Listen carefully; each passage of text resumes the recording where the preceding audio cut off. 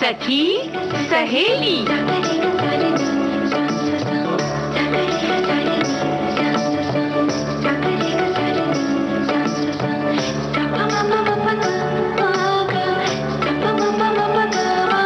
सखी सहेली।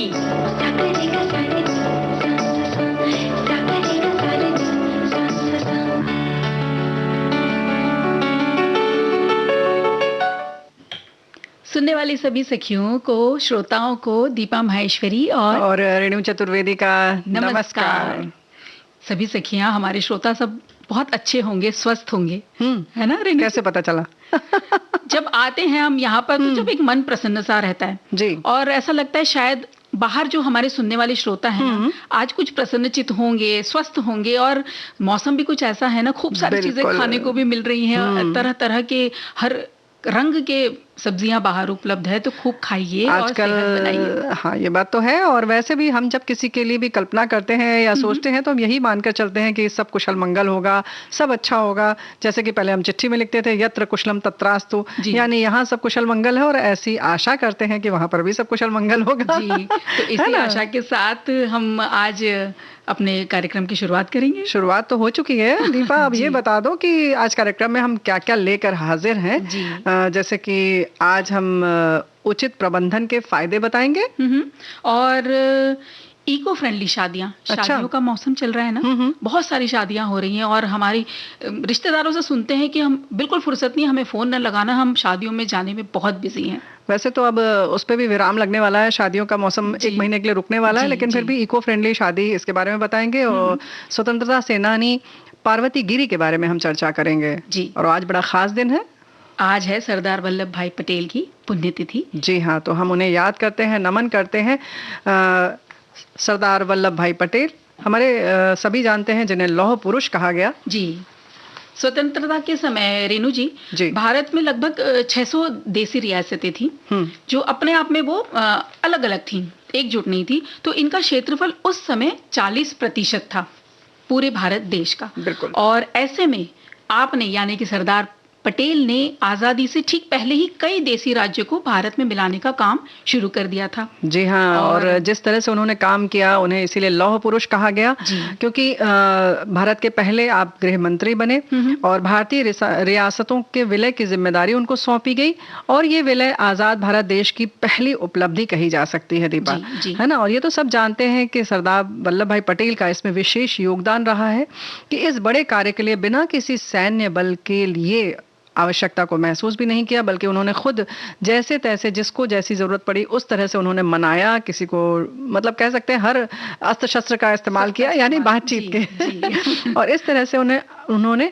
जो ये काम बहुत असंभव सा लग रहा था, बहुत मुश्किल था, उसे पूरा किया, और यही बात उन्हें सबसे बिल्कुल अलग बनाती है। बिल्कुल। और हम बात करें कि उनका जन्म हुआ 31 अक्टूबर को 1875 में नाडियाड, गुजरात में, और वे एक कृषक परिवार से थे। वो वहाँ पे उनके 4 भाइयों का परिवार था रेणु जी। और जैसे एक आम जनता या हम सबका सपना नहीं होता है कि हम कुछ बने, कुछ करें, तो वैसे ही सरदार पटेल के भी वैसे ही कुछ सपने थे, और बिल्कुल सामान्य सा जीवन चल रहा था उनका, कि पढ़ाई करेंगे, कुछ कमाकर, और उस कमाई के हिस्से को कुछ बचाकर इंग्लैंड जाकर वो अपनी पढ़ाई पूरी करना चाहते थे। और हुआ भी वही, जैसे कि एक मध्यम वर्गीय परिवार में होता है ना, कि सभी परेशानियों के बीच एक बच्चा, या यूं कहे कि युवा, अपने लक्ष्य की ओर आगे बढ़ते रहना चाहता है। फिर घर वालों से दूर रहकर वकालत की पढ़ाई भी की उन्होंने, और इतना आसान नहीं था वो रास्ता उनके लिए। उन्हें कई बार किताबें भी पढ़ने के लिए उधार लेनी पड़ती थी, लेकिन पढ़ाई का जो उनका जो मन था, लगन था, वो उनका बना रहा। उसके लिए आसपास जो परेशानियां थी, उन्होंने कभी उसकी ओर मुंह नहीं देखा। यानी कि ये कहा जा सकता है कि कठिनाइयां जो हैं, अगर आपका संकल्प जो है वो दृढ़ है, तो कठिनाइयां कभी भी आपके रास्ते में आड़े नहीं आ सकती। और वो अक्सर कहा करते थे कि जिस काम में मुसीबत होती है उसे ही करने का मजा है। जो मुसीबत से डरते हैं वो योद्धा नहीं, हम मुसीबत से नहीं डरते। जी। और ये जब उनकी दमदार आवाज में बोलते होंगे तो क्या लगता होगा उनकी बात और कितना सबको प्रेरित करते थे, क्योंकि बुलंद आवाज के मालिक थे वो। जी। और उनकी पत्नी झवेरबाई के देहांत के बाद अपने बच्चों के सुखद भविष्य के लिए वो इंग्लैंड गए भी, वहाँ पढ़ाई भी की।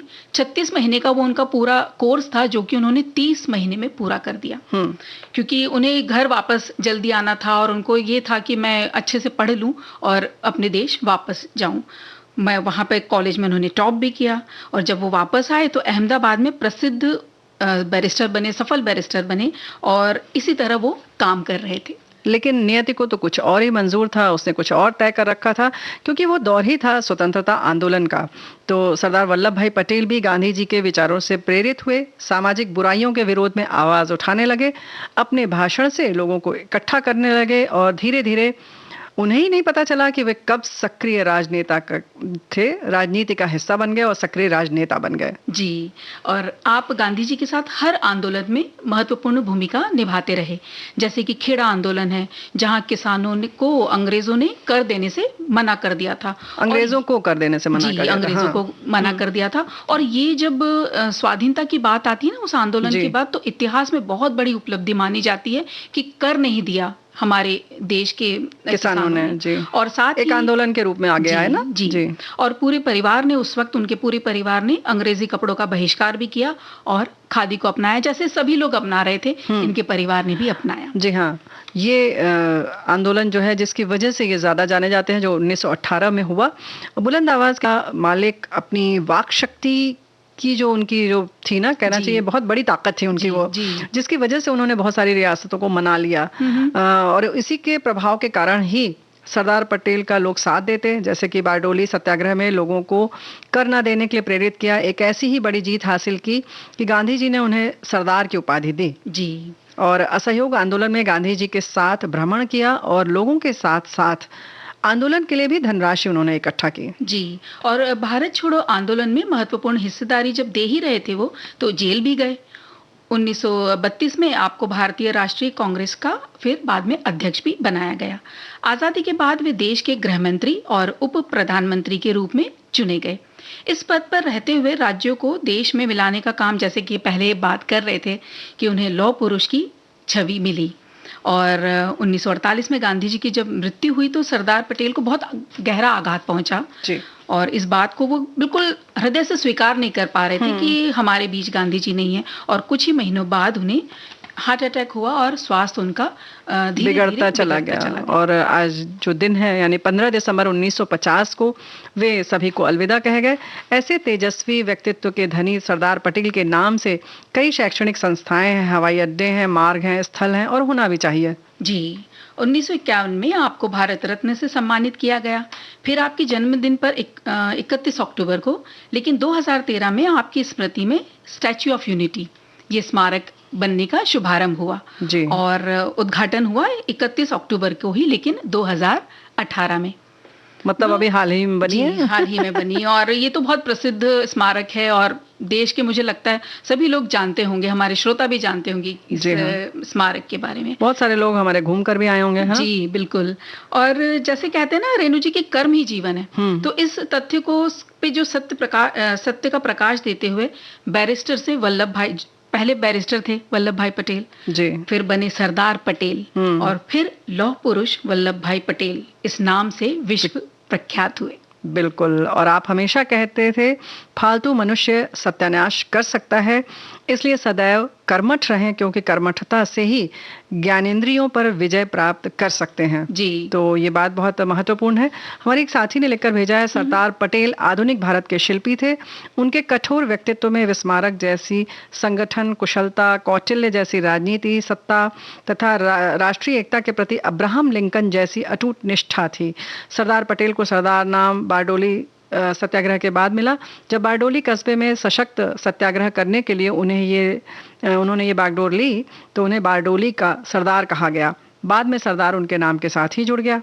तो भाई इस तरह से हमारे एक साथी ने लिखकर भेजा है, बहुत अच्छा आपने लिखा है। और भाई ऐसे लौह पुरुष को हम नमन करते हैं, याद करते हैं। और आज हम और भी चर्चा करेंगे। आज हमारे साथ बातचीत में होंगी शामिल, मतलब जिनकी हम बात करेंगे, वीरांगना पार्वती गिरी की। लेकिन उससे पहले गीत सुनते हैं। छोड़ो कल की बातें, कल की बात पुरानी, नए दौर में लिखेंगे मिलकर नई कहानी। हम हिंदुस्तानी, हम हिंदुस्तानी, हम हिंदुस्तानी, हम हिंदुस्तानी।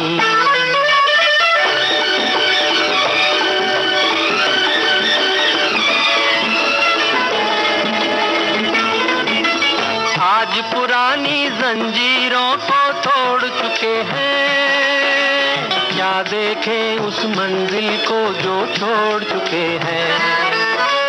चांद के दर पे जा पहुंचा है आज जमाना, नए जगत से हम भी नाता जोड़ चुके हैं। नया खून है, नई उमंगे, अब है नई जवानी। हम हिंदुस्तानी, छोड़ो कल की बातें, कल की बात पुरानी, नए दौर में लिखेंगे मिलकर नई कहानी। हम हिंदुस्तानी, हम हिंदुस्तानी।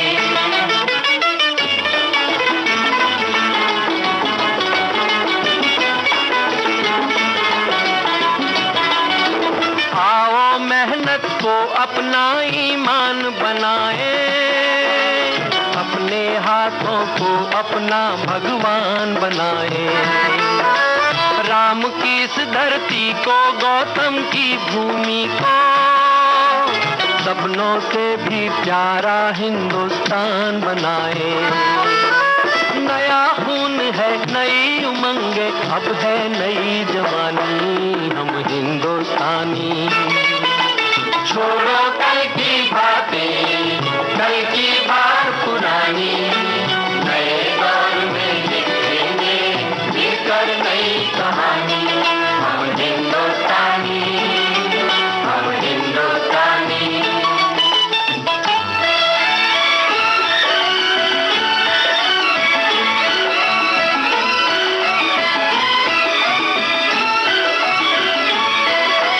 हर जर्रा है मोती, आंख उठा कर देखो, माटी में सोना है, हाथ बढ़ा कर देखो। सोने की ये गंगा है, चांदी की यमुना, चाहो तो पत्थर से धान उगा कर देखो। नया खून है, नई उमंगे, अब है नई जवानी। हम हिंदुस्तानी, हम हिंदुस्तानी। छोड़ो कल की बात, कल की बात पुरानी, नए दौर में लिखेंगे मिलकर नई कहानी। हम हिंदुस्तानी, हम हिंदुस्तानी। नवीन भारत है। नवीन भारत यूं ही नवीन नहीं हो गया जब इस तरह से लोगों ने संकल्प लिया, और बिल्कुल कहना चाहिए ना कि स्वतंत्रता के आंदोलन में बिल्कुल अपने प्राणों की परवाह किए बगैर कूद गए जी। तब हम आज नवीन भारत कर रहे हैं, है ना, विकास की ओर आगे बढ़ रहे हैं। बिल्कुल विकास की ओर आगे बढ़ते हुए देखिए ना, चेहरे पे कितनी खुशियां हैं और कितने प्रगति दिन ब दिन हम करते चले जी हाँ, बिल्कुल। लेकिन हमें फिर जब हम कहते हैं ना कि हमारा इतिहास जो है वो बहुत गौरवशाली है, तो हमें उसे बराबर याद करना चाहिए, और ऐसे ही हम आगे आने वाली पीढ़ी को बता भी सकेंगे कि हमारे किन किन लोगों के श्रम की वजह से या संघर्ष की वजह से हम आज यहाँ बैठे हैं। इन्हीं में एक नाम आता है पार्वती गिरी का, है ना, वीरांगना पार्वती गिरी जी। तो जब हमारा देश पराधीनता की जंजीरों में था और चंद्रशेखर आजाद कहिए या भगत सिंह जी का नाम लिए, तो ये सब ने प्राणों की आहुति दी। इसी तरह जैसे आपके नाम बता रही हैं पार्वती गिरी, इन्हें पार्वती गिरी तो बोलते हैं, पश्चिम उड़ीसा में इन्हें मदर टेरेसा भी कह के बुलाते हैं। तो हम बताएंगे आगे क्यों। पहले ये बताते हैं कि पार्वती गिरी का जन्म हुआ 19 जनवरी 1926 में पश्चिमी उड़ीसा में। इनके पिताजी थे धनंजय गिरी और चाचा रामचंद्र गिरी, दोनों ही जाने माने स्वतंत्रता सेनानी थे। देश प्रेम के माहौल में पार्वती जी बड़ी हो रही थी, क्योंकि घर का माहौल ही ऐसा था। उस समय ये होता था कि आज़ादी को लेकर के कई बैठकें होती थी और कई बहस चलती रहती थी, क्या करना है, कैसे करना है। तो उसका वो अक्सर हिस्सा बन जाया करती थी। जी हाँ। और होता ये ऐसा है ना, रेणु जी की बाल मन जो देखता है उसे ही अपने अंदर वो समा लेता है। बिल्कुल। और यही पार्वती गिरी के साथ हुआ। देश के लिए कुछ करने की भावना आपके अंदर जन्म लेने लगी। जी हाँ। और पार्वती जब 11 साल की थी तब वे कक्षा 3 में पढ़ रही थी और उस वक्त हर ओर भारत छोड़ो का नारा जो था वो गूंज रहा था। गांधी जी से प्रेरित होकर वे भी इसका हिस्सा बन गई। बाद में तो आपने सभी आंदोलनों में बहुत ही सक्रिय रूप से हिस्सा लिया। जी, जब वो सिर्फ 16 साल की थी, आपने अंग्रेजों के ऐसे होश उड़ा दिए जबकि वे लगातार सरकार विरोधी काम करती रही। क्योंकि लगातार जब वो इस तरह से काम कर रही थी तो अंग्रेजों को लग रहा था इतनी छोटी बच्ची को कैसे संभाला जाए। और ये एक अदालत है, ये शहर का नाम है बरगढ़। इसमें सरकार विरोधी इन्होंने नारे भी लगाए और इसी वजह से 2 साल के लिए कारावास में रखा गया, लेकिन वयस्क न होने के कारण उन्हें छोड़ दिया गया। 1942 के बाद अंग्रेजों के खिलाफ भारत छोड़ो आंदोलन का अभियान चलाते हुए पूरे देश का आपने भ्रमण भी किया। जी, देश स्वाधीनता प्राप्त तो कर गया, लेकिन उन्होंने सामाजिक रूप से राष्ट्र की सेवा करने का अब प्रण ले लिया था। जी। आपने अपने बाकी जीवन अपने गांव में अनाथ बच्चों के बेहतर जीवन को देने के लिए समर्पित किया। वो वहीं रही अपने ही गांव में और वहीं बच्चों के लिए कुछ करती रही सामाजिक सेवा। जी हाँ। इतना ही नहीं, 1950 में प्रयाग महिला विद्यापीठ से अपनी स्कूली शिक्षा पूरी की। पढ़ाई के बाद वे फिर रमा देवी के साथ सामाजिक कार्य में जुट गईं। जी, 1955 में संबलपुर जिले के लोगों के स्वास्थ्य और स्वच्छता में सुधार के लिए एक विदेशी अमेरिकी परियोजना थी, उसमें उन्होंने भाग लिया। फिर आपने नरसिंहनाथ में एक अनाथालय खोला जहां बच्चे और महिलाओं को आश्रय दिया जाता है। तो इस तरह से कहना चाहिए ना कि सिर्फ ऐसा नहीं कि आज़ादी के ही संघर्ष में लगी रही, बल्कि सामाजिक कार्य भी आपने बहुत किया। और 1951 में स्वतंत्रता सेनानी रमा देवी चौधरी के साथ कोरापुर में अकाल से पीड़ित लोगों के लिए धनराशि एकत्र की और साथ ही ओडिशा के जेलों की स्थिति सुधारने के लिए भी आपने बहुत काम किया। जी, आपने अंतिम सांस तक कार्य करते रहने वाली इस महान सेनानी ने 17 अगस्त 1995 को सभी से आखिरी विदा ली। फिर आपके सम्मान में 2016 में मेगा लिफ्ट सिंचाई का नाम जो था वो सिंचाई मेगा लिफ्ट सिंचाई, इसका नाम पार्वती गिरी रखा। और वहीं 1998 में उड़ीसा के राज्यपाल द्वारा संबलपुर विश्वविद्यालय में पार्वती गिरी को डॉक्टरेट की मानक उपाधि से भी सम्मानित किया गया। तो ओडिशा में मदर टेरेसा के नाम पर इनको कहा जाता है क्योंकि बहुत स्नेही और सहयोगी आप रहीं पार्वती गिरी, और इसीलिए मदर टेरेसा उन्हें वहाँ कहा जाता है। बहुत सहानुभूति, उनका जो स्वभाव में बहुत सहानुभूति थी और वो लोगों की परेशानियां देख नहीं पाती थी। ऐसी स्नेही और कोमल हृदय वाली पार्वती गिरी को हम शत शत नमन करते हैं। और सुने ये गीत।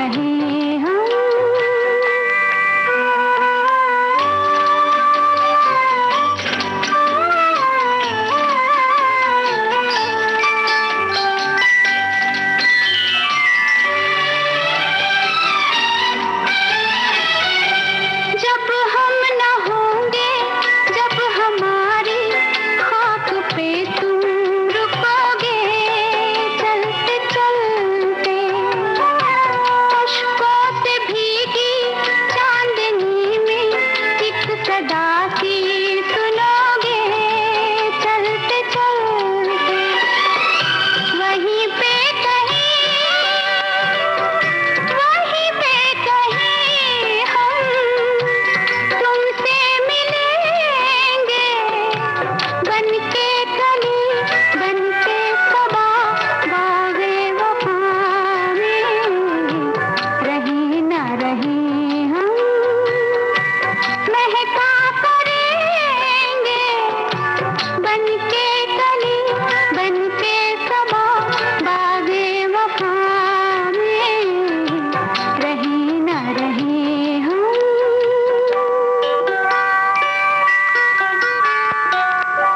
क्या बात है। हमारे अगर देश का इतिहास एक बगिया है तो ये सेनानी नहीं, उस बाग के फूल हैं। बिल्कुल बिल्कुल सही कहा। और वैसे भी हम यही चाहते हैं कि रहे ना रहे, महका करें। तो कुछ काम भी हम ऐसा कर सकते हैं कि हमारी आगे की जो पीढ़ी है वो यूं ही खुशनुमा माहौल में रहे। यानी कि अगर हम पर्यावरण का ख्याल रखेंगे दीपा, तो हम ऐसी माहौल देकर जाएंगे अपने बच्चों को कि वो हमेशा यूं ही खुश रहें। हमारे घर की जो बगिया है, जो बच्चों वाली है, किलकारी वाली, वो भी यूं ही खिलखिलाती रहे, है ना। यानी कि हमें पर्यावरण का ख्याल रखना चाहिए, और खासतौर से शादी ब्याह के माहौल में, क्योंकि बहुत वृहद स्तर पर चीजों का प्रयोग होता है ना। और शादी ये जो जिंदगी का ऐसा पड़ाव होता है ना, जिनकी शादी हो रही है उनके बहुत सारे सपने जुड़े रहते हैं। हाँ, उन्हें लगता है हम ये करें, एक ही बार तो होनी है शादी, एक ही बार होनी है।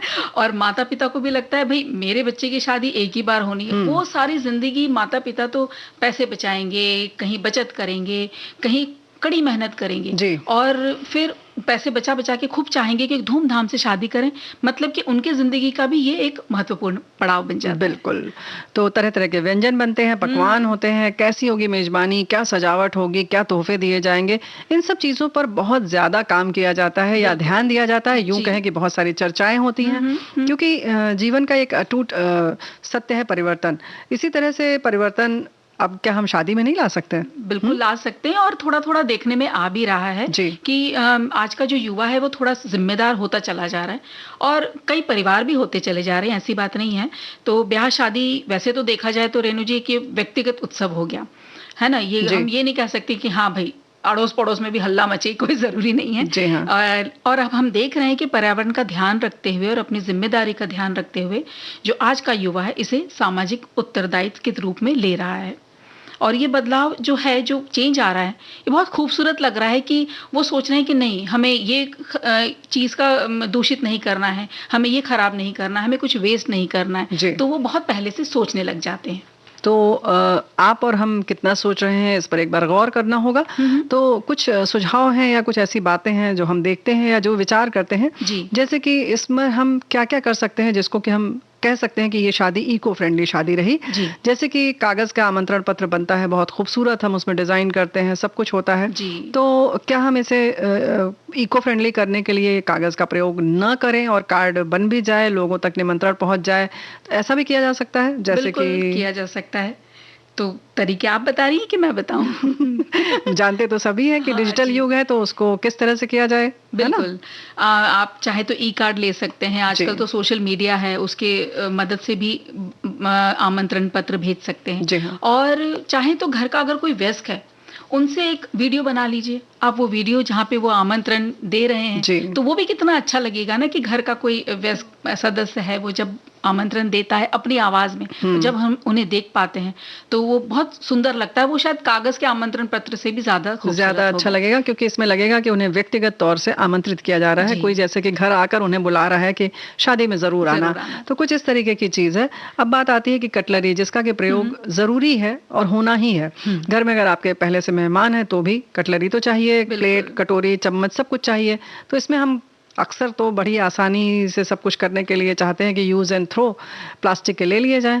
बिल्कुल, वो आसान भी लगते हैं कि ठीक है भाई इसको ले लिया और पीछे जो है कुछ गंदगी नहीं होगी, कुछ साफ सफाई करनी नहीं होगी। लेकिन अगर जो बर्तन के हैं, स्टील के बर्तन अगर इस्तेमाल करते हैं या आप ग्लासवेयर इस्तेमाल करते हैं तो क्या होगा, थोड़ी सी मेहनत जरूर होगी, लेकिन वो जो काम करते हैं ना पीछे, जो उनको भी एक रोजगार मिलता है, एक ये जी भी हाँ। पहलू है कि उन्हें काम मिल जाता है और वो सब चीजें जब धुल जाती हैं तो साफ हो जाती हैं, तो उन्हें दोबारा यूज किया जा सकता है, यानी उनका उपयोग फिर से किया जा सकता यानी है। कि जो प्लास्टिक और आमतौर पर हम जिनका प्रयोग करते हैं और हम चाहते हैं कि कोई सेवक सेविका की जरूरत ना पड़े, तो इसके लिए यही हम कहना चाहते हैं कि आप स्टील या ऐसे बर्तनों का प्रयोग करें जिन्हें आप धोकर पुनः इस्तेमाल कर सकें।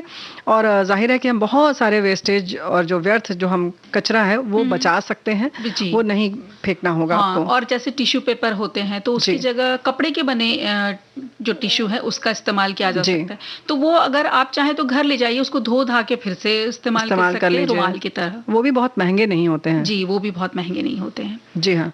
और इसी तरह से साज सज्जा में क्या क्या किया जा सकता है, ये इस बात पर भी हमें ध्यान करना होगा कि ब्याह कहाँ पर हो रहा है, तो वहाँ पर कैसा मंडप होगा, तो उसमें कुछ ऐसे बांस और इन सब की चीज़ों से सजावट की जा सकती है। कोशिश करें कि ताज़े फूल लगाएं, नहीं तो आप प्लास्टिक के फूलों का प्रयोग ना करें तो बेहतर है, या कपड़ों से आप करें ताकि आप कहीं और पुनः अगर जरूरत पड़े तो आप पुनः कपड़ों का प्रयोग किया जा सके। जी। और डेकोरेशन तो बहुत सारे तरीके से हो सकता है, लालटेन लगा लीजिए, या फिर कहते हैं ना वो जो गुलदस्ते घरों में जो होते हैं उनको लगा के भी इस्तेमाल कर सकते हैं। वुडन फर्नीचर कुछ ऐसा रखें जो कि भाई वापस यूज किया जा सकता है, वो हम ले सकते हैं। रंग बिरंगी बोतलें आती हैं, उनको आप अगर टांगेंगे तो वो भी बहुत सुंदर लगते हैं। इन सब का डेकोरेशन बहुत ही सुंदर लगता है। जी। बहुत अच्छी बात है। लेकिन ऐसे ही हमारे एक साथी ने लिखकर भेजा है कि इको फ्रेंडली शादी के लिए सजावट में फूलों का माहौल काफी खुशनुमा हो जाता है। ऐसे इसके लिए आप ऑर्गेनिक या रिसाइकल पेपर से बने फ्लावर्स का इस्तेमाल करें तो ज्यादा बेहतर रहेगा, देखने में खूबसूरत लगते हैं। आमतौर पर शादियों में गेंदे के फूल काफी इस्तेमाल होते हैं, इनकी जगह आप रंग बिरंगे कपड़ों की ड्रेपिंग से भी डेकोरेशन कर अच्छा इस्तेमाल वो कर सकते हैं, फील कर सकते हैं आप अच्छा। इनके लिए नेचुरल फैब्रिक जैसे ऑर्गेनिक कॉटन या रिसाइकलेबल फैब्रिक्स का प्रयोग करें। सेंटर पीस के लिए सीजनल फूल यूज करें जो देखने में सुंदर लगते हैं, बाद में आपके गार्डन की शोभा बढ़ाएंगे। ऐसे ही आउटडोर जगह शादी करें जहां पर आपको वेडिंग प्लान कर सकते हैं, जहां नेचुरल लाइट की हो, आप तो कहीं आपको जरूरत न पड़े कि आपको लाइटिंग लगानी पड़े, चारों तरफ हरियाली हो। इसके लिए एक तो आपको सजावट का खर्च भी बचेगा, दूसरे फोटोग्राफी के लिए बहुत अच्छा लगेगा, लाइटिंग की जरूरत नहीं पड़ेगी। बिल्कुल। तो ये बहुत अच्छी बात आपने बताया कि यानी खुले में ऐसी जगह आप करें जहां लाइट की भी जरूरत ना पड़े और स्वयं हरियाली हो, ताकि आपको कहीं इधर से उधर से उखाड़ कर लगाना ना पड़े। जो मंडप बन जाता है वो अपने आप में बहुत सुंदर लगता है ना? बिल्कुल। और प्राकृतिक रोशनी में तो जब उत्सव सुंदर लगेगा, तस्वीरें भी बहुत अच्छी आती हैं। हाँ, बहुत सुंदर आती हैं, बिल्कुल सही बात है। तो इन सब छोटी छोटी चीजों का हम वो कर सकते हैं, ध्यान रख सकते हैं। यहीं पर अगर आप कुछ समाज सेवा करना चाहते हैं, अभी हमने बहुत सारी जगहों पर पढ़ा कि जिनके पास थोड़ा बहुत पैसा था, उन्होंने अपनी सोसाइटी में खुद जब देखा कि कई बार इस तरह से चीजें आ रहे थे, बर्तन और फेंके जा रहे थे, मतलब एक बार यूज एंड थ्रो वाली चीज चल रही थी, प्लास्टिक के कटोरी चम्मच ये सब इस्तेमाल हो रहे थे, तो उन्होंने स्टील के ढेर सारे बर्तन खरीद लिए अपने पैसे से, और जिसको जरूरत होती थी उसको वो मुफ्त में देती थी। हाँ, तो कुछ इस तरह से उन्होंने किया। और ऐसे लोगों के लिए वैसे तो उन्होंने किया जो कि सचमुच इन चीजों को खरीद नहीं सकते थे, और मुफ्त इसलिए रखा कि ताकि जो जिनके पास आर्थिक अभाव है, विपन्न है, उनको वो सेवा दे सकें। तो कुछ इस तरह से हम लोग मिलकर अपनी सोसाइटी में इस तरह की चीजें की जा सकती हैं। और हम बात आगे करते रहेंगे, लेकिन एक छोटा सा ब्रेक लेते हैं।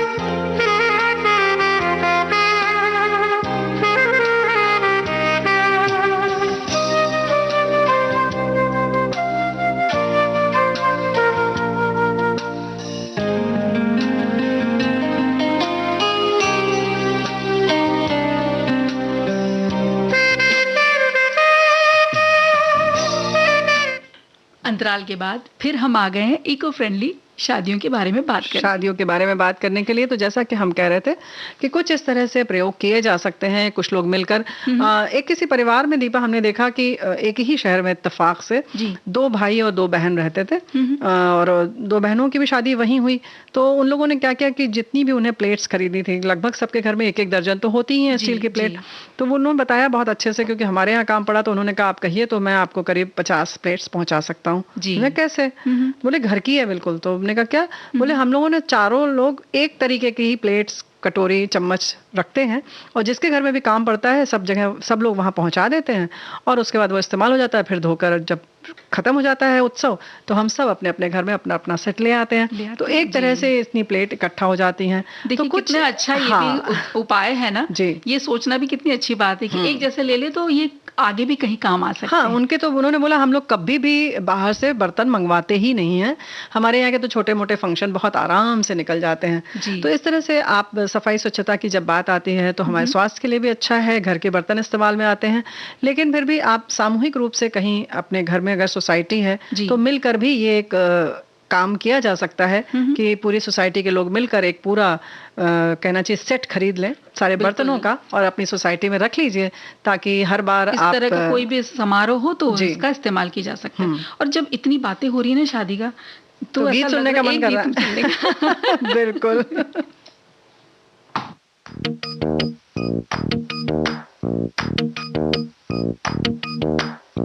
मेहंदी है रचने वाली, हाथों में गहरी लाली, कह सखियां अब कलियां हाथों में खिलने वाली है, तेरे मन को जीवन को नई खुशियां मिलने वाली है।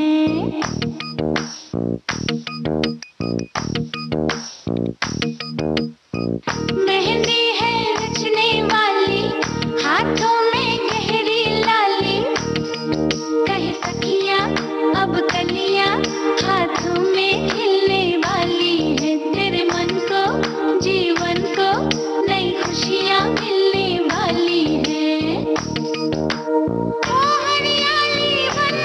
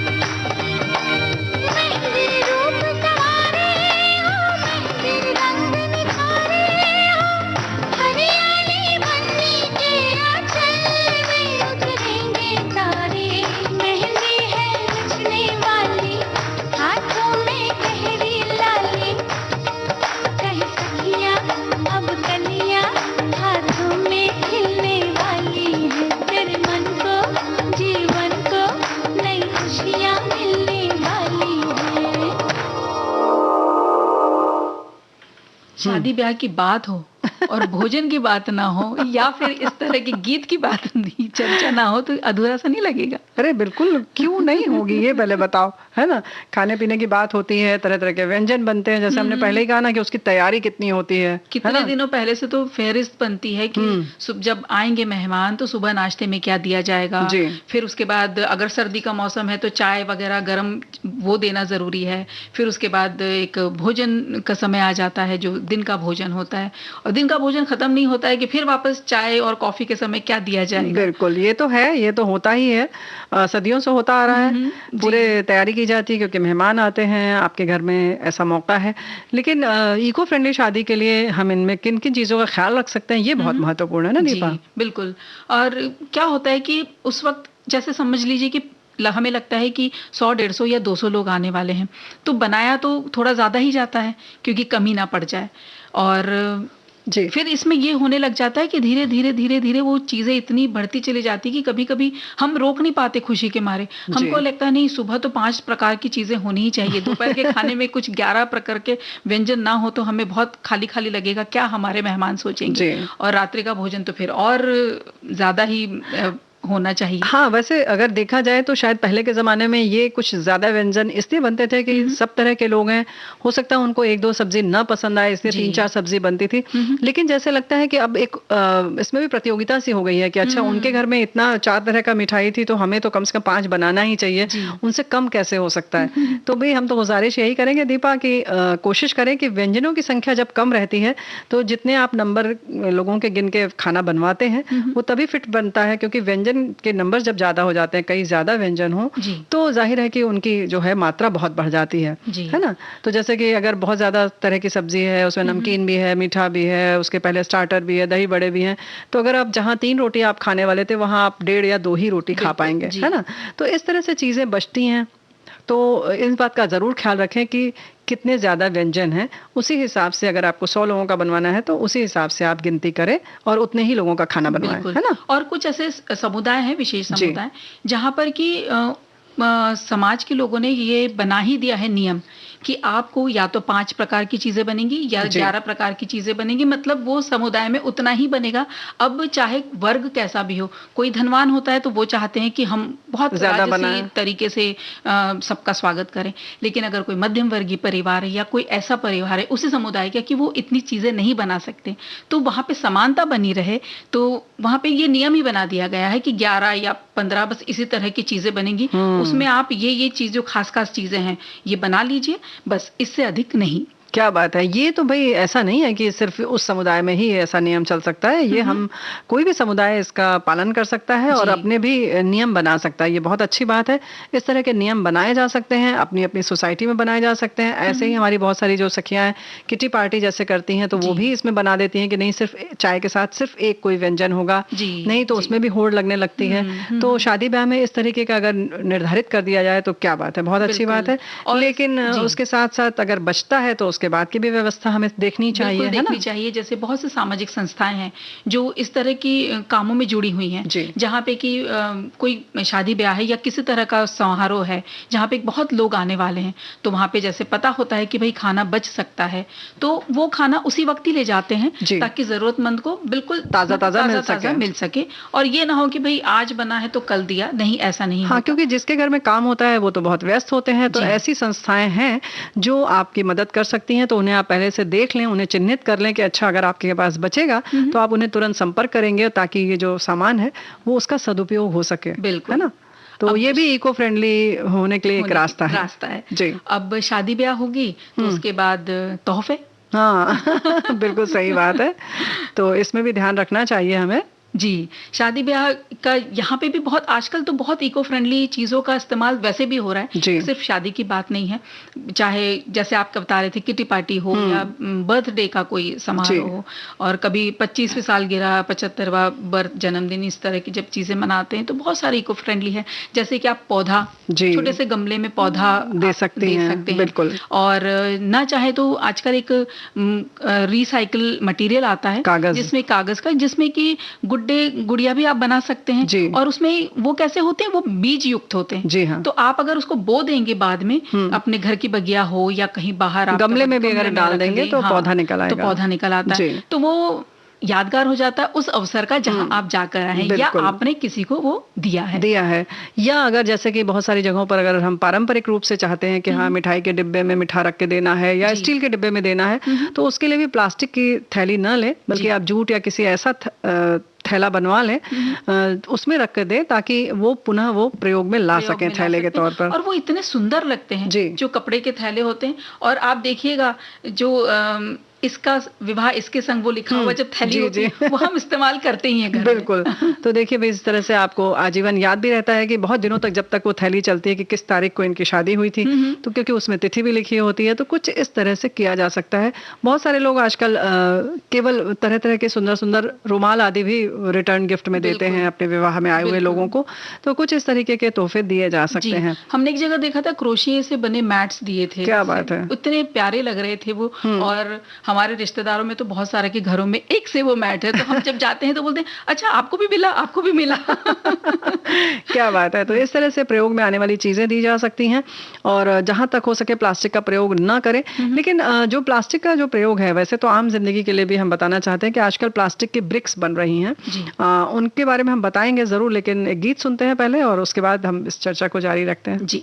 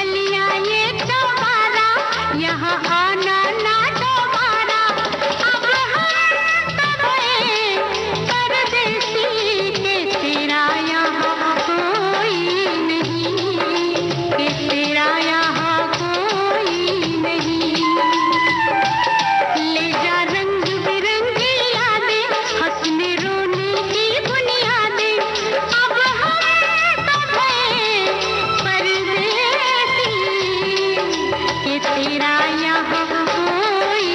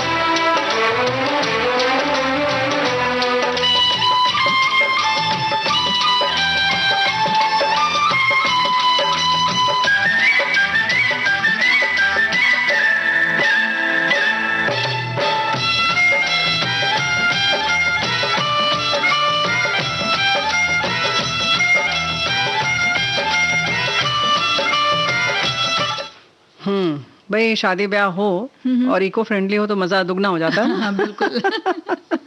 लेकिन जो हमने कहा था कि ब्रिक की बात कर रहे थे, प्लास्टिक ब्रिक की बात जो हम कर रहे थे दीपा, वो ये कि वो हम रोजमर्रा में भी कर सकते हैं, लेकिन क्या करें, पहले बोतल के बारे में बता दें या बोतल के बारे में? अब आपने उत्सुकता जगा दी है रेणु जी, तो वो हम सब सखियां जानना चाहती है क्या है ये। देखो ऐसा है ना कि हमारे पास कोई भी बोतल आती है प्लास्टिक की, अब तो बड़ी कॉमन सी चीज़ है, सबके पास मिल जाती है, चाहे वो कोल्ड ड्रिंक की हो या पानी की बोतलें हों, जिन्हें हम बार बार इस्तेमाल नहीं करना चाहिए, जिनका प्लास्टिक कहते हैं अच्छा नहीं होता है, उसको आप सुखा कर रख लें। और उसमें रोज़मर्रा में देखो अक्सर दीपा क्या होता है कि हम कोई बिस्किट खाते हैं, उसका रैपर निकलता है, नमकीन का है, या जैसे पेन पेंसिल के डिब्बे, पेन क्या जैसे प्लास्टिक में आ जाती है, पतली सी पॉलिथीन में आ जाती है ना, और कभी कभी कोई गिफ्ट आइटम उसके भी छोटे छोटे से कागज होते हैं। हाँ, तो इस तरीके के जो प्लास्टिक होते हैं जिन्हें हमें पता है कि बहुत खतरनाक है, इन्हें ऐसे नहीं फेंकना चाहिए, हम देखते हैं इधर उधर क्या करें क्या नहीं करें, फिर अंत में हम फेंक देते हैं, क्या करें। लेकिन इसको आप बहुत अच्छी तरीके से उस बोतल में भरती जाइए। तो ये जो छोटे छोटे हैं, जैसे कि शैम्पू का सैशे है, इसको आप सुखा कर लेकिन रखें, गीला कुछ भी ना इसमें डालें, और डालते रहें। तो इसमें अगर दूध की थैली हो उसको भी सुखा लें, सुखा लें, तो उसे भी डाल सकते हैं। बिल्कुल, ये तो आपके ऊपर है। जो भी प्लास्टिक की चीज है जो आपको लगता है कि हमारे पर्यावरण के लिए बहुत खतरनाक है, उसको उस बोतल में बंद कर दें। तो बस समझ लो बंद कर दिया जिन्न की तरह उसको। तो इसको एक ये तरीका है, और इसमें एक सलाई से या किसी उससे उसको दबाते रहें अच्छे तरीके से, यानी कि एक छोटी सी बोतल में खूब ढेर सारे प्लास्टिक, समझ लीजिए कि अगर आप उसको निकालेंगे तो एक बाल्टी भर जाएगी, वो उस बोतल में आ सकता है। करके डालते रहना है। हाँ, उसको जिसको कहते हैं ना ठूस देना, बिल्कुल अचार की तरह उसको भर देना दबा कर। तो उसको सोचो कि पहले तो दीपा की वो जब हम फैलेगा तो पूरे एक बाल्टी में से ज्यादा हो जाएगा जमीन पर अगर हम बिखेर दें, और वो एक छोटी सी बोतल में आ गया, तो आप उसको वैसे भी कई बोतलें प्रयोग में लाकर, मतलब बनाकर इस तरह से रख सकती हैं, उसका बाद में प्रयोग कर सकते हैं।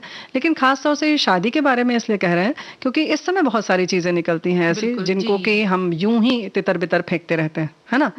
तो क्यों ना हम इस समय का फायदा उठाएं, शादी ब्याह में खास तौर से एक बोतल ऐसी रख दें, और एक पहले तो बड़ा कूड़ेदान रख दें ऐसा कि सबको बोले इसी में डालना, क्योंकि सब लोग ये नहीं करेगा। तो इसको हम एक इस तरह से कर सकते हैं। और अब सोचेंगे कि बोतलों का क्या प्रयोग करें हम, है ना। तो जाहिर है कि वही हम भी सोच रहे हैं कि भाई बोतल तो बन गई, चलिए अब आपने कहा है कि बोतल में से ठूस ठूस के आप भर लो प्लास्टिक, तो वो बहुत मजबूत हो जाती है, क्योंकि उसमें बिल्कुल हवा ना रहे, आप कोशिश करें ऐसा, और उसके बाद बोतल बंद कर दें। तो अक्सर देखा होगा बड़े पार्क आदि में, जैसे पेड़ों के चारों तरफ कुछ सजावट करनी हो, के नीचे कुछ हरियाली और लगानी हो, घास या कोई बैंगनी रंग की दूब आदि घास लगानी हो, या ना पौधे होते हैं छोटे छोटे, तो उनकी आप सीमा रेखा बना सकते हैं, बाउंड्री में चौकोर, तिकोन, गोल। तो इन बोतलों को रख के सजावट कर सकते हैं। मतलब क्यारियों में जैसे घर के मुंडेर पे क्यारी हो, बिल्कुल छोटी सी बागवानी हो, तो वहां उसका कोना बना सकते हैं। कोना बना सकते हैं। तो इस तरह से इसका प्रयोग कर सकते हैं। और इसके लिए बड़ी एक अच्छी, एक बच्ची ने बहुत अच्छी पहल की थी, कुछ लोगों ने मिलकर किया, कि उसको लगा कि इसका एक अगर ईंटे की तरह है तो इसका प्रयोग करें, हम जीवों के लिए, कुत्तों के लिए कोई शेल्टर होम बनाएं। तो उसने जब पूरा इस पर अध्ययन किया तो 150 बोतलें चाहिए थी। तो खुद तो इकट्ठा करना बहुत समय लगता, तो उसने फटाफट कई सोसाइटी में बोला कि आप कृपया ये करें। लेकिन लोगों ने थोड़ा सा इस तरह से मदद नहीं की, तो उन्हें दूसरा रास्ता निकाला। उन्होंने कहा आप ठीक है, हमें प्लास्टिक दे दीजिए, अपना डस्टबिन रख दिया, इसमें सूखे प्लास्टिक आप रख के हमें दे दें, हम बोतल बना लेंगे भर भर के अच्छी तरीके से। और इस तरह से 150 करीब बोतलें जब एकत्र कर लिया तो एक शेल्टर होम बना दिया, और किसी पार्क में परमिशन लेकर स्वीकृति के साथ में एक शेल्टर होम बना दिया। अब वहां पर कहती हैं कि इतना अच्छा लगता है जब उसमें कुत्ते और बिल्ली आकर रहते हैं, निकलते हैं, तो बहुत अच्छा लगता है कि उन्हें एक सुरक्षित जगह मिल गई। वहां पे आज जो बच्चे आते होंगे खेलने, तो ये भी कितना अच्छा लगता होगा। और ये मात्र उसके बाद उन्हें जुड़ाई वगैरह करके इन ईंटों की 1,500 करीब में या 2,000 में उनका पूरा वो शेल्टर होम बन गया। एक इंस्पिरेशन, एक प्रेरणा सूत्र भी बन जाते हैं। जब लोग देखते हैं ना सामने कुछ चीज को बना हुआ, तब उनका मन और करता है कि हाँ, हमें भी ऐसा कुछ बनाना है। लेकिन दीपा, हम ये कहना चाहेंगे कि हमारी बहनें जो हैं वो घर में एक एक ये तैयार कर लें। कम से कम ठीक है, हमको उसको वैसे ही फेंकेंगे प्लास्टिक की जगह पर मान कर ही, लेकिन कम से कम वो जो बिखरा हुआ है वो कितने कम में सिमट रहा है, आप ये देखें उसको, है ना। बिल्कुल। गीत सुने या कुछ बातें करना गीत बहुत भारी बात हो गई ना, गीत सुन लेते हैं। चलिए।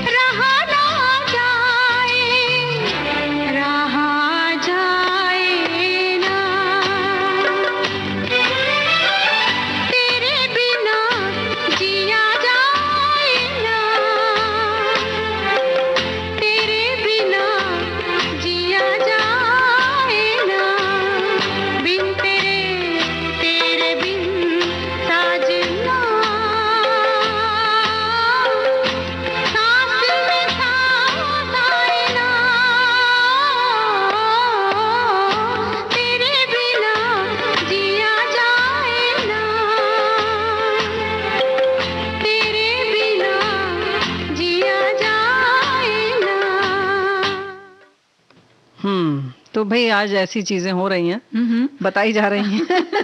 हमारे साथियों के पास भी बहुत सारे ऐसे नुस्खे होंगे, है ना? जी बिल्कुल।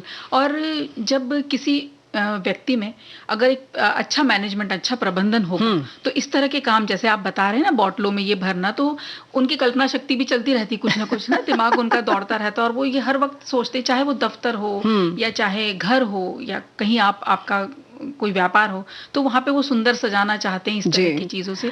और इस तरह की चीजों को बनाए रखने के लिए आपका थोड़ा सा मैनेजमेंट, आपका थोड़ा सा प्रबंधन अगर हो तो तभी आप अच्छे तरह से कर सकते हैं।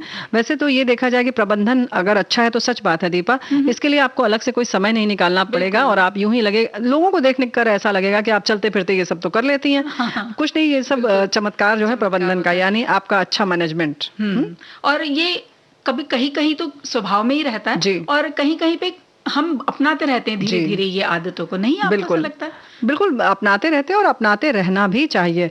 और जैसे शादी ब्याह की हमने बात की, तो शादी ब्याह में खास तौर से अगर आपका जो है पूरा प्रबंधन अच्छा है, तो कहते हैं ना कि जितना भी पैसा आपने खर्च किया है, जो आपने अरमान रखे थे, वो सब बिल्कुल जैसे सब दुगने रंग में आ जाते हैं, यानी कि उनकी खूबसूरती और शोभा बढ़ जाती है ना। बिल्कुल। और रोजमर्रा की जिंदगी में तो हमें इससे लाभ मिलता ही है, बिल्कुल मिलता रहता है, और चीजें आसान हो जाती हैं जी हमारे लिए। जो जैसे आप बता रही थी कि रोजमर्रा के काम में समय भी कम लगता है, काम जल्दी हो जाते हैं, चीजें कहाँ रखी हमें याद रहता है अपनी, और अनावश्यक हमें तनाव नहीं लेना पड़ता। और ये यूं कहें कि भाई जब कोई इंसान में अच्छा प्रबंधन का जो ये व्यक्तित्व रहता है, तो उसे जिम्मेदारी भी सब बड़े देते हैं। हाँ भाई, तो ये खूबी है, तो अच्छा भी तो लगता है, कहीं ना कहीं आपको प्रशंसा मिलती है कि अरे वाह, ये काम बड़े अच्छे से निपटा देती हैं, तो जाहिर है तारीफ तो हर आदमी चाहता है। बिल्कुल। बात प्रबंधन की हो रही है, और अगर हम ही नहीं इस मैनेजमेंट का ध्यान रखें कि वक्त हो रहा है धीरे धीरे, तो कैसे काम चलेगा? नहीं, बिल्कुल नहीं चलेगा, क्यों, हम बिल्कुल ध्यान रखते ही हैं, और समय मैनेजमेंट जो है वो सबसे ज्यादा बड़ा महत्वपूर्ण है। जी। तो फिर आज अपने सखियों से और अपने श्रोताओं से लेते हैं विदा। तो दीपा माहेश्वरी और रेणु चतुर्वेदी का नमस्कार।